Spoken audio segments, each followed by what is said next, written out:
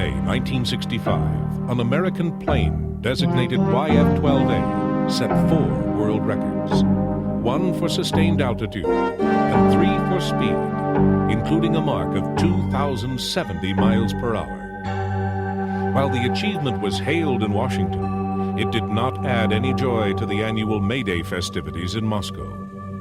Following the high-profile record-setting flight, the aircraft receded into its customary obscurity.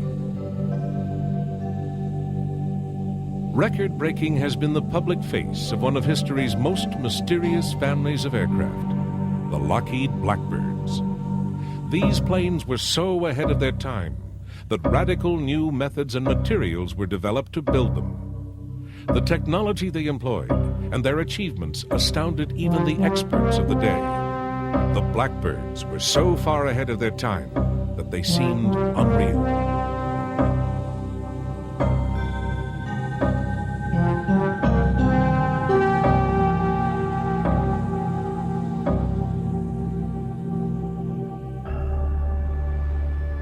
The planes, and in fact the entire program, was so secret that their existence had not even been suspected. In February 1964, when President Johnson officially revealed the existence of the plane, the experts were astonished and the general public uncomprehending. The confusion was further heightened when the president mistakenly referred to the plane as the A-11, when in fact it was the A-12. Further confusion arose when photos of the wrong plane, a fighter version under development, were circulated.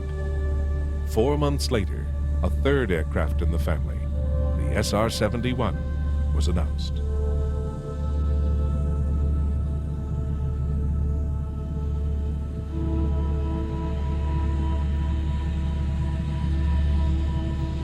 The world's first aircraft to cruise at speeds above Mach 3 came from Lockheed in a series of proposals for a high-speed, high-altitude reconnaissance aircraft. Limited approval to develop the 12th of these submissions was given, hence the number A-12. The date was the 29th of August, 1959. On the 30th of January, 1960, an order was placed for 12 examples. Literally everything on the aircraft would have to be invented from scratch, right down to the paint. Yet the first flight would take place only 2.5 years later.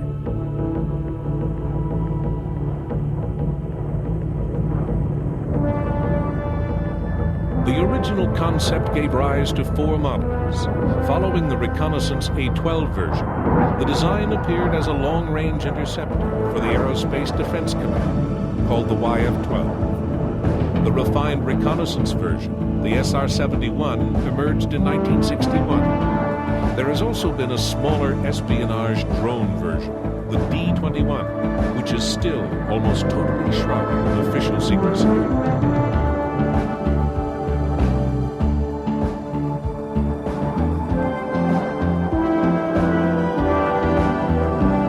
The security surrounding these planes over the years is not in any way surprising. They have been centers for the most secret activity, and as a result have been secrets themselves. Facts about them have been part of an envelope of carefully controlled information.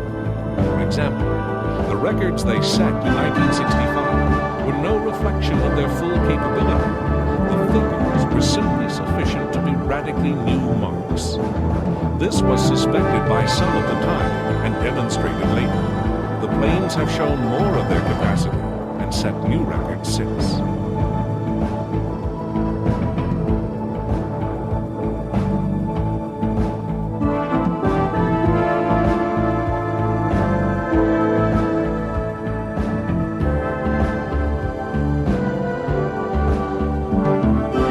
Deceptive, the program to develop the Blackbirds was given the code name Oxcart, obviously conjuring up a mental image of lumbering wooden wheels in a slow, lurching motion, an ironic reference given the abilities of these planes.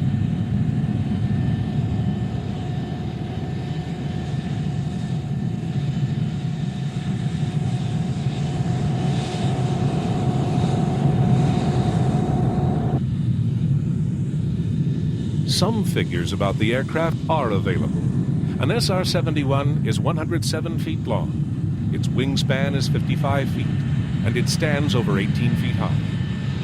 It carries no armaments. Instead, its payload was made up of cameras and sensors. Empty, it weighed over 67,000 pounds, and its maximum takeoff weight was given as over 172,000. It could speed along with its 3,500 pounds of reconnaissance equipment for an unrefueled range of 3,250 miles. However, figures are not necessarily facts. They serve more perhaps as guidelines. For example, that 32 SR-71s were built, in all likelihood, is correct. But it is really only a confirmation that at least that number were built.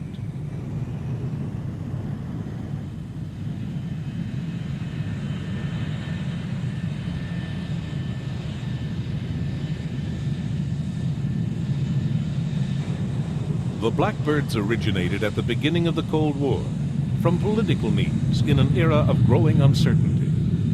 Ironically, they reflected the danger of security. The unease generated by the Soviets' nuclear capability demanded more intelligence gathering. An absence of facts always encourages speculation, and speculation concerning the bomb has a tendency to generate paranoia. President Eisenhower promoted an open skies policy to permit reconnaissance overflights. The Soviets declined. However, the proposal was not simply a polite inquiry. It was also an effective declaration of intent.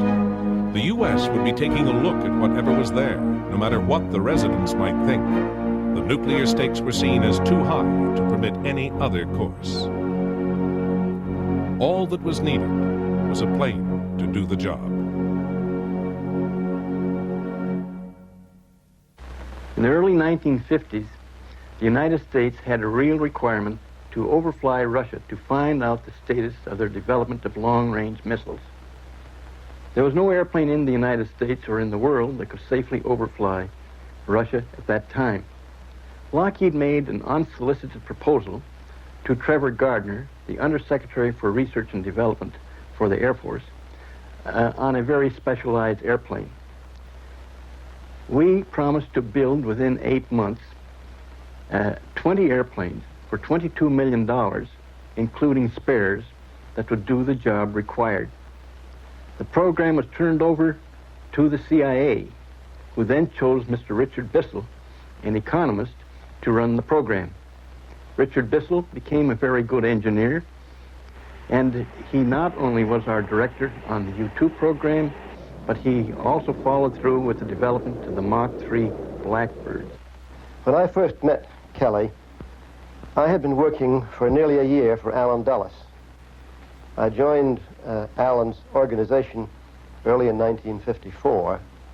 Toward the end of November, I was summoned one afternoon into Allen's office, and I was told, with absolutely no prior warning or knowledge, that one day previously, President Eisenhower had approved a project involving the development of an extremely high-altitude aircraft to be used for surveillance and intelligence collection over denied areas in Europe, Russia, and elsewhere. We had, on the basis of Kelly's proposal, an almost impossible schedule to meet. It was almost impossible for Lockheed, but I can assure you that it was also an extremely tight schedule working within the bureaucracy. The mission of the plane, to overfly the USSR, dictated several things. First, it would have to fly very high, to be outside the range of interceptors and anti-aircraft weapons. It would also need a very long range. There would obviously be no fuel stops en route. These two aims complemented each other. Being out of range, the plane did not need to go particularly fast and could cruise economically. The shape which emerged was that of a glider, with extraordinarily large high-aspect wings and reflecting an obsession with weight conservation. The prototype arrived at the Groom Lake test site on the 29th of July, 1955. Kelly Johnson's impossible self-imposed schedule was met. The plane flew on time.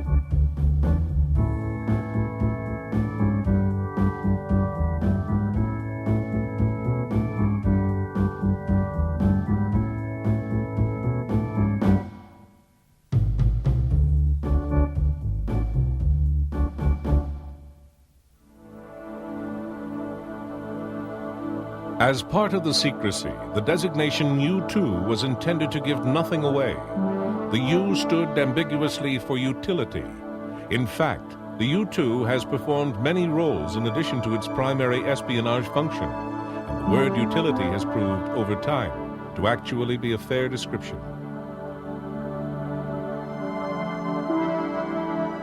The U-2 is a demanding plane to fly.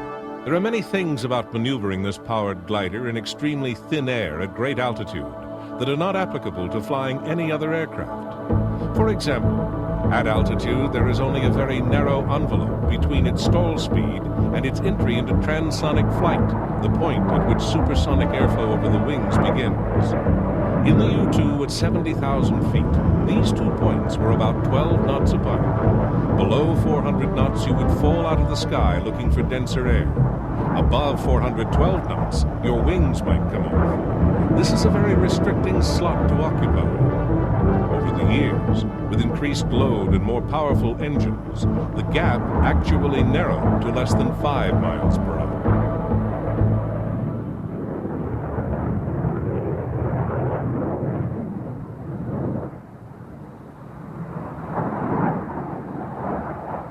Given the stresses of the missions and the fragile nature of the planes, Kelly Johnson did not expect the U-2 to have a long lifespan, particularly when the frustrated Soviets concentrated their attention on knocking it down, as they most certainly would. However, the design has proved to be enduring, and the very unusual step was taken in 1979 of restarting production, and the plane was rechristened the TR-1. The TR-1 maintains the design and abilities of the U-2. The aircraft that Kelly Johnson's team produced provided a solution that is as valid today as it was in 1954.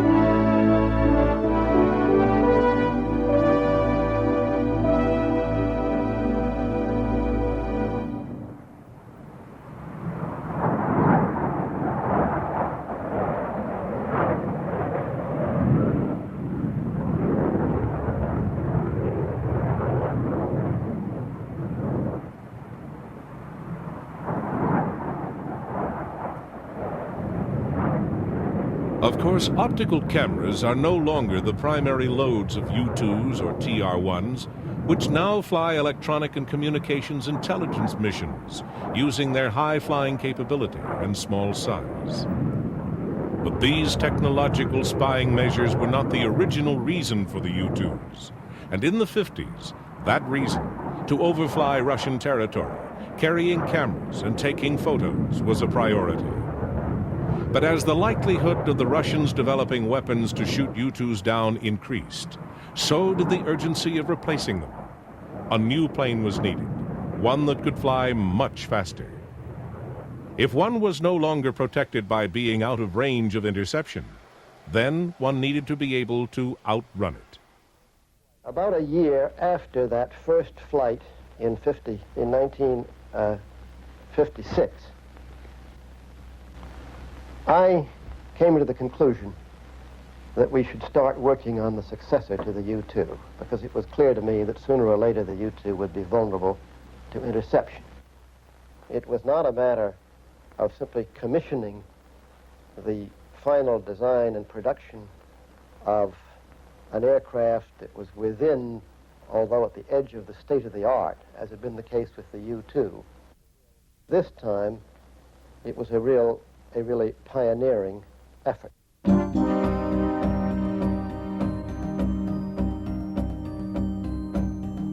The U-2's replacement was equipped with 4 large equipment bays to handle a wide range of specialized reconnaissance and surveillance gear. Mission equipment included side-looking radar, a terrain objective camera, 2 operational objective cameras, 2 technical objective cameras,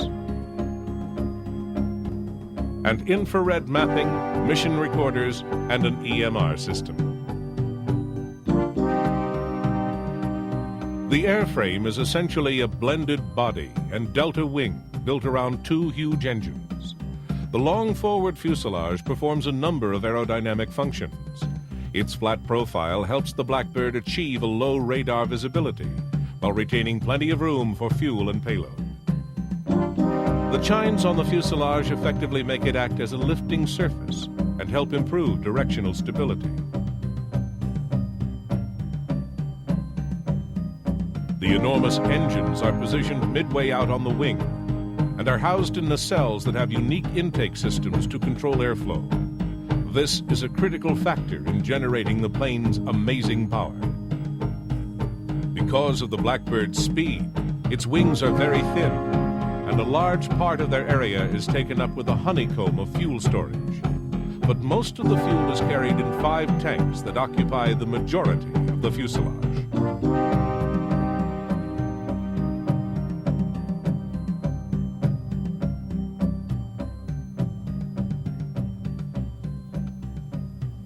It's worth noting that in 1958, when the plane was first being developed, even the most advanced fighter designs of the day were flat out at Mach 2. They had ranges and operating ceilings that were hopelessly short of the espionage requirement. Everything about this new plane would be revolutionary. There would be new materials for the aircraft's parts, and even the machines to make the materials and parts would have to be developed from scratch. Lockheed had some experience with titanium fabrication, but this would be only a starting point for the metals needed for the job. The plane would have to withstand very high temperatures for long periods. Different areas of the skin would be between 800 and 1100 degrees Fahrenheit at Mach 3.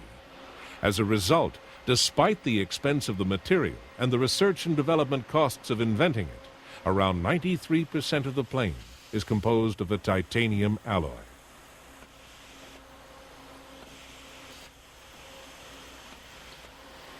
Of course, metals designed to operate under extreme conditions require even more extreme conditions to fabricate.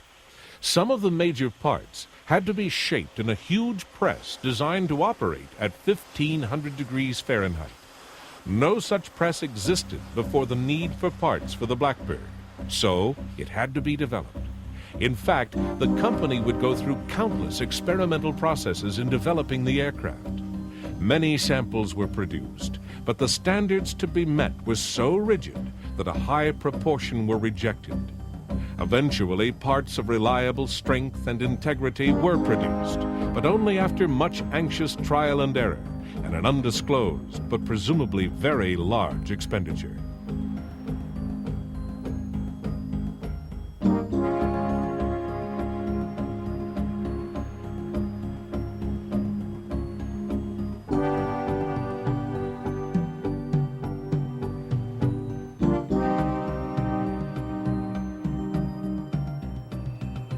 Hot forging of the metal in special ovens and presses was only the first step in the processing. These shapes were in effect rough outlines of the parts. The forgings then had to be machined to extremely fine tolerances.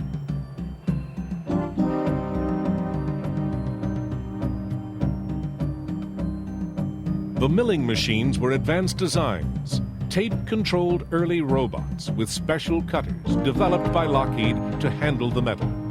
The cutting fluid was new too. One of its features had to be that it would not corrode the titanium alloy.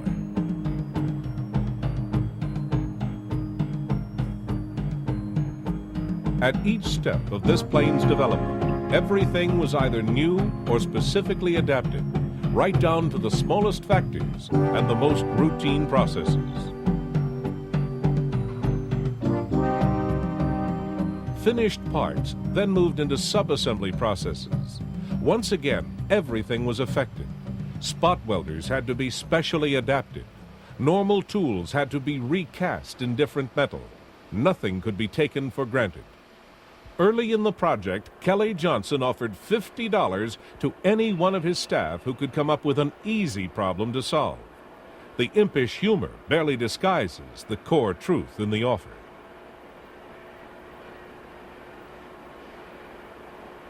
The designers had to develop the aircraft in the abstract. Their function was, as much as possible, to foresee the implications of each consideration and to follow them until each problem had been identified and solved. They did this without the aid of digital equipment. They did it in the main with slide rules, pens, and bits of paper.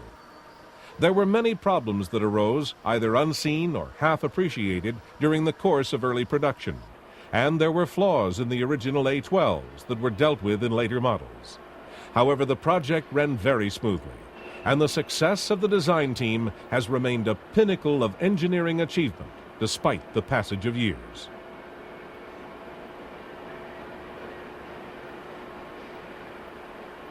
Each Blackbird came together as a series of sub-assemblies, with each of the major fuselage and wing components being produced in two sections. In part, this system was developed to save as many man-hours and as much assembly space as possible.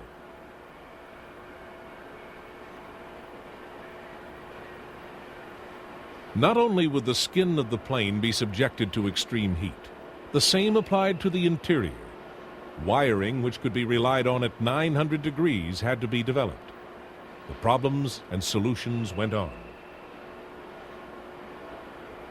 Of course, no matter how good something looks in theory, there's always a need for more practical reassurance.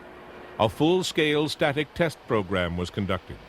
The kind of aerodynamic loads the aircraft would experience in flight were hydraulically forced, and the integrity of the design was studied.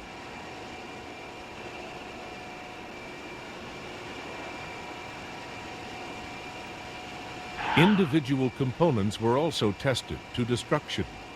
Wheel assemblies were subjected to violent landings and various lateral stresses to test not only the landing gear, but also the tires and the brakes.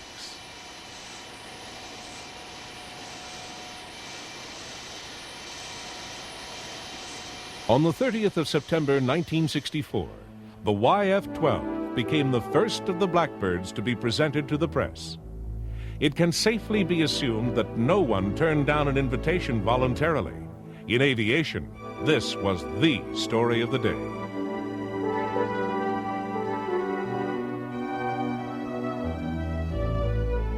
During the presentation, journalists were able to study the plane at close quarters, meet its makers, and watch a demonstration of the aircraft in flight.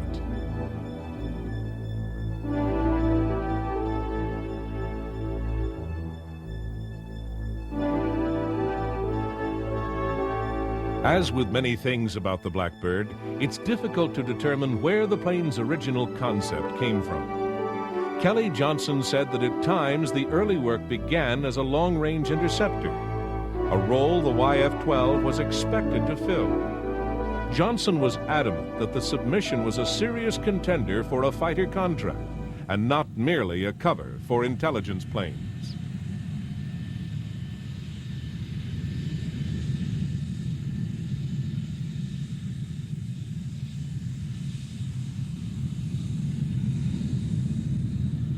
The YF-12's obvious external difference was the cutaway of the chines at the nose to accommodate radar needs. To compensate for the loss of stability caused by the cut-down chines, small ventral fins were added under the engine nacelles, along with another larger central fin which was lowered once the plane was airborne.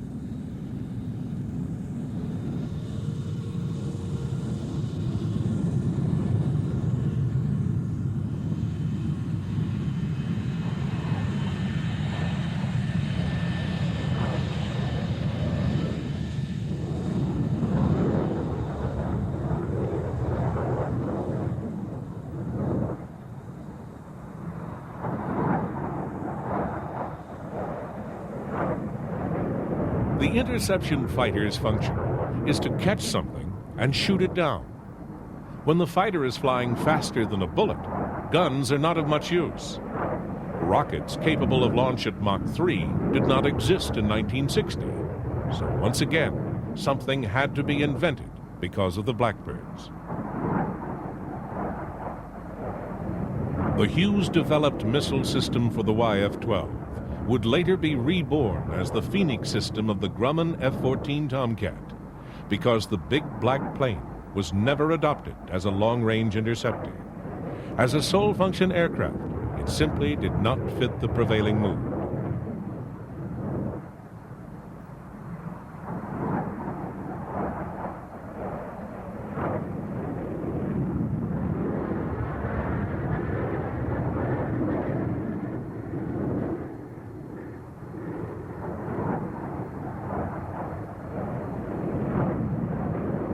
Many people were astonished at the decision, for if the requirement had been solely for an interceptor, then surely here was the plane. However, politically, it reflected the wrong philosophy.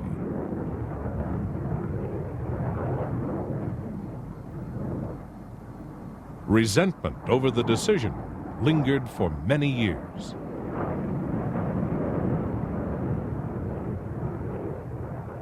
Now, coming to the YF-12 and the SR-71, I guess perhaps the unique thing, the real unique thing about those two airplanes, unhappily, is we built the wrong one. We built the SR-71, which undoubtedly is the finest airplane that has ever been built. But in terms of what the need for this country was at that particular time, I think Kelly will agree with this, we built the wrong airplane. Today, we don't have an interceptor that can really bear the name of interceptor. And here's an airplane that 14 years ago was exceeding all the world speed and altitude records. Even today, in the form of the SR-71, is a considerably greater airplane than anything we have. But we needed an interceptor, and we didn't get it.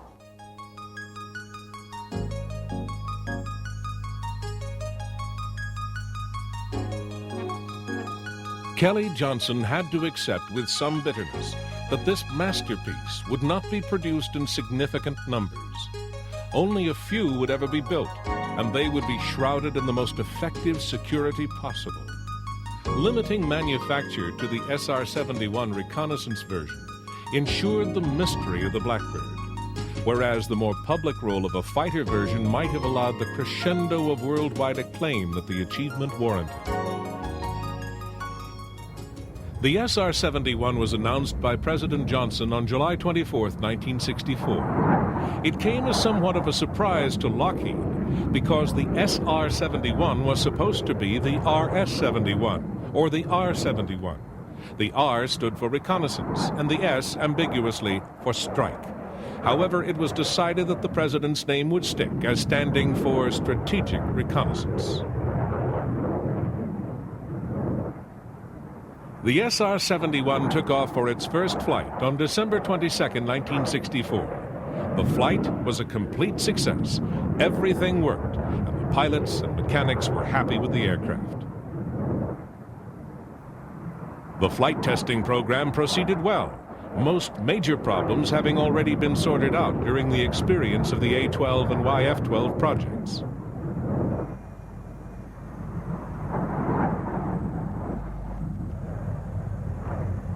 The SR-71 progressed to acceptance tests at Edwards Air Force Base on August 13, 1965, and proceeded smoothly through testing and into service.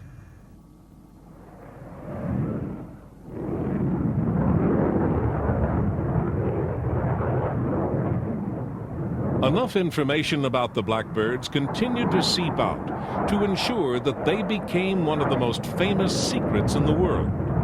Aircraft enthusiasts came to know enough about the plane and its capabilities to develop an appreciation of the achievement it represented. Then, in September 1974, the Farnborough Air Show received a very special visitor.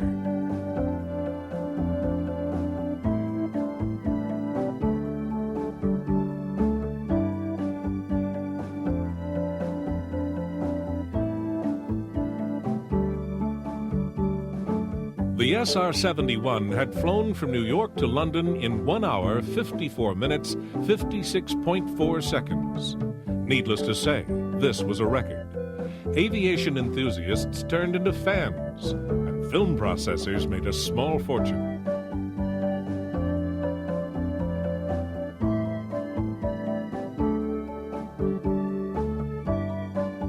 Whenever the SR-71 turned up at an air show, it attracted a large crowd on its own. In fact, even the unfounded rumor that one would show up led to good crowds. The SR-71 spent so little time in public that this was understandable.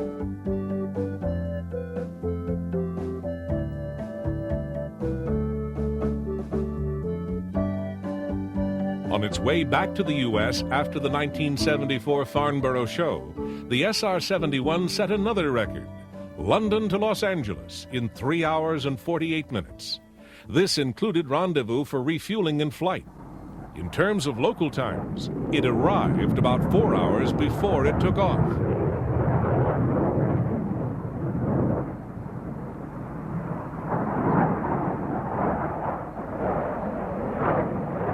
Among other records claimed by the Blackbird was the flight on the 26th of April 1971, which covered 15,000 miles in 10.5 hours non-stop. This was the equivalent of San Francisco to Paris and back.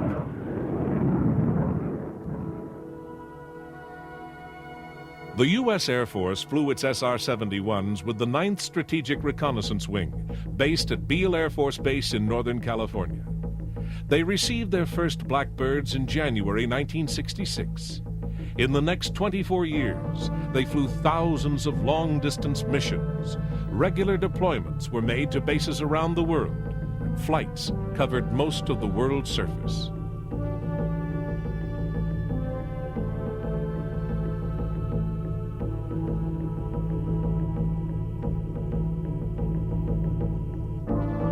Only top-of-the-line pilots were eligible to fly the SR-71. Requirements were about the same as for the astronaut program. There were no shortages of applicants for the job, however.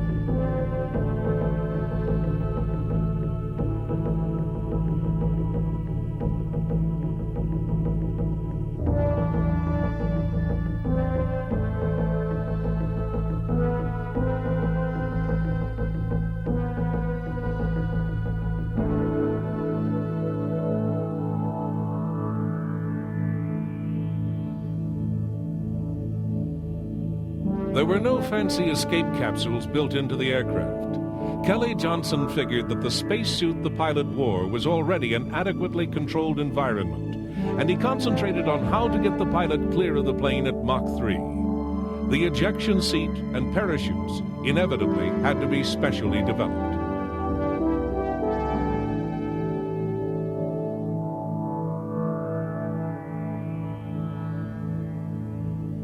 Of course, there is no real way to test such an escape system.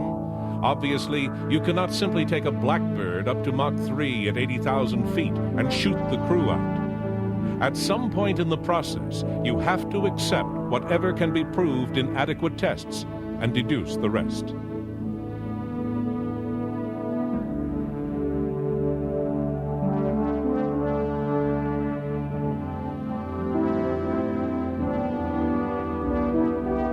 Those heights and speeds, what was achievable could at best be only partially guaranteed.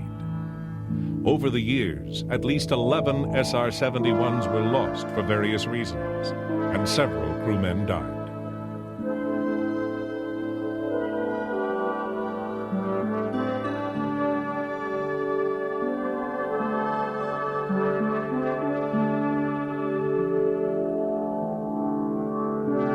The Blackbird was troublesome to maintain and became progressively more expensive to keep flying.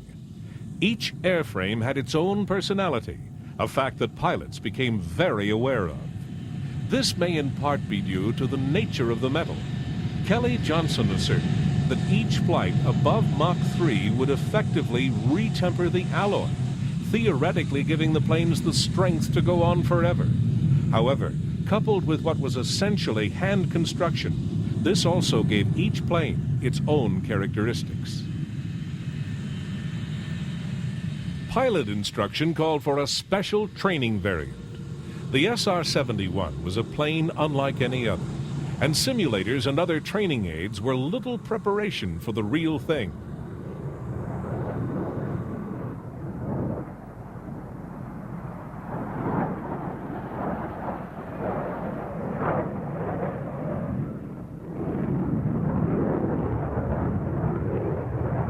The trainer sat in a second cockpit, stepped above the normal clean lines of the airframe. It was cramped and afforded little view, but there was only so much that could be done to the shape without losing supersonic ability. To give an example, the A-12 trainer, nicknamed the Titanium Goose, was not even capable of flight at Mach 2, far short of the standard aircraft's ability.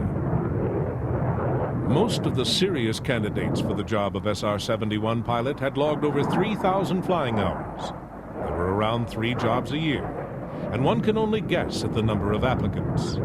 One pilot, Colonel Robert Powell, was to log a total of 1,020 hours flying the SR-71. This meant that he had more hours in his logbook at above Mach 3 than any other pilot in the world. In those hours, he flew over 1 million miles. He also earned 17 air medals and 2 distinguished flying crosses.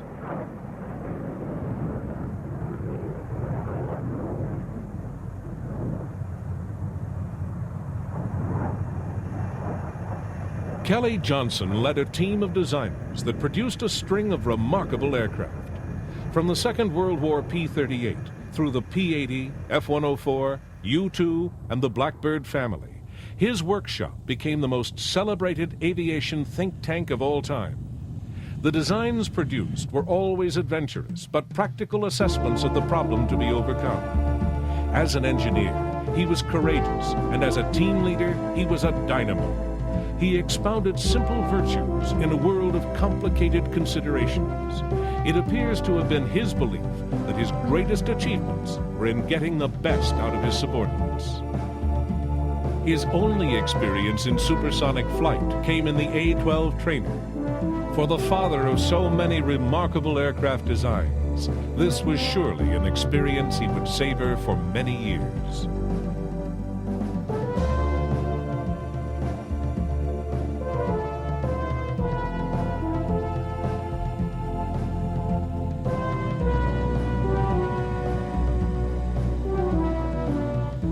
Kelly Johnson would probably have preferred a trip in each Blackbird. Wouldn't we all? It is not surprising that there were so many applicants for the job of pilot. It is also not surprising that the criteria were exclusive. Selection for the training took about a year. Special care was taken to weed out Top Gun types. SR-71 operations required a steady, team-oriented temperament that was as important as a security clearance. The ability to manage the systems correctly and constantly was given as much weight as flying ability. At over 30 miles per minute, there is not much piloting to do once a mistake has been made. No one could be allowed to fly one of these birds like a cowboy.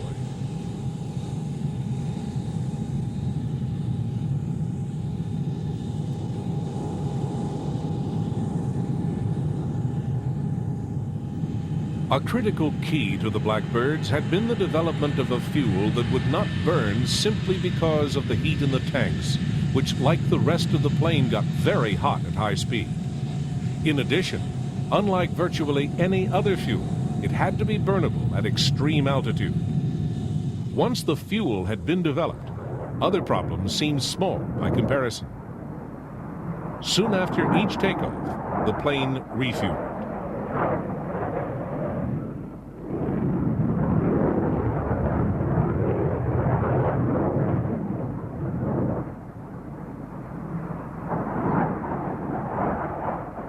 In some aspects, Blackbirds are quite basic. To allow for the expansion of the skin at Mach 3 heat, there are corrugations, like an old Ford trimotor. In addition, to save weight and complexity, the skins are also the fuel tanks. Fuel actually leaks from an SR-71 constantly until it heats up, expands, and seals the tanks. And once hot, they stay hot. Even after a Blackbird lands, it is unwise to touch it because you may burn your hand.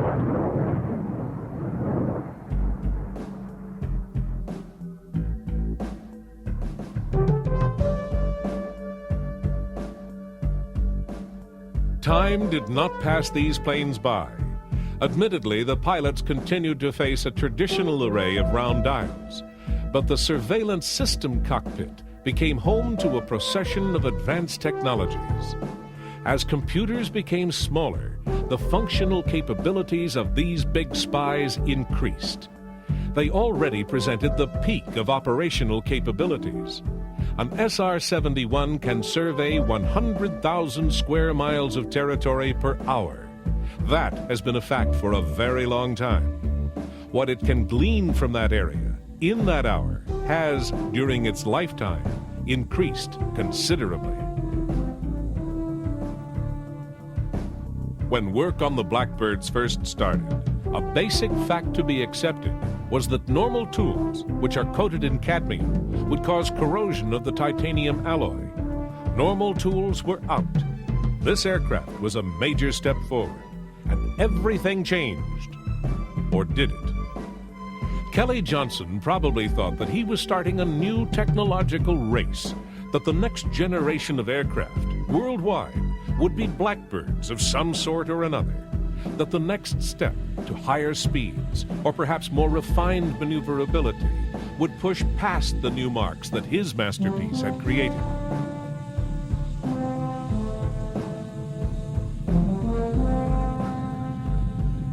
But that was not the way it went. The Russians developed small bands of high-speed, limited-range fighters, which were, in large part, drones, because their weapon systems were controlled from the ground. The pilot's only real function was to land and take off the aircraft and try to get the fighter in close proximity to its target.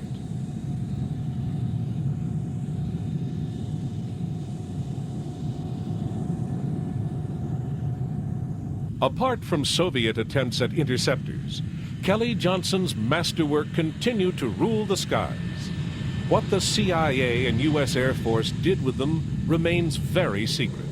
But there is enough information about their operational parameters and the equipment they could carry for one to spend hours in informed speculation about what they actually did.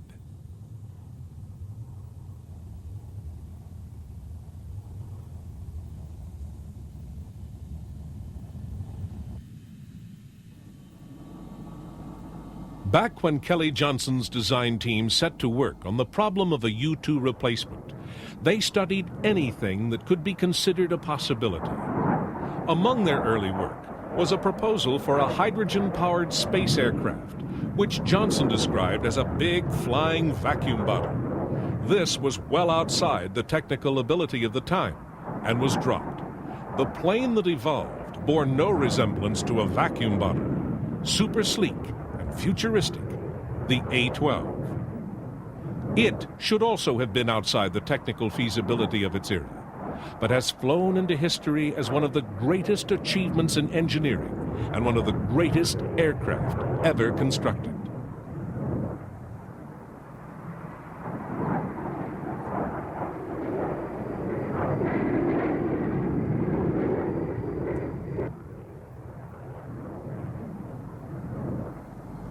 By 1990, the Air Force was paying a reported $400 million a year to keep its 20 SR-71s operational, and Congress decided this was too much.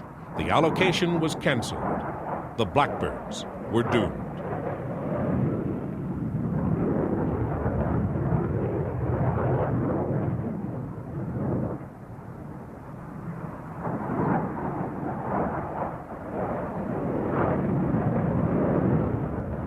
They had spent their entire career in secret, and the immensely high cost of developing them was probably their best-kept secret.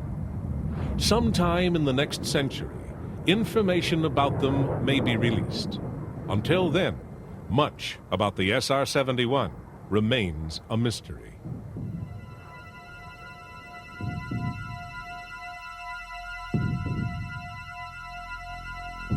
The last SR-71 flight on March 6, 1990, was a fitting end to the story. The plane flew from California to Washington in 68 minutes, 17 seconds. The flight was another record.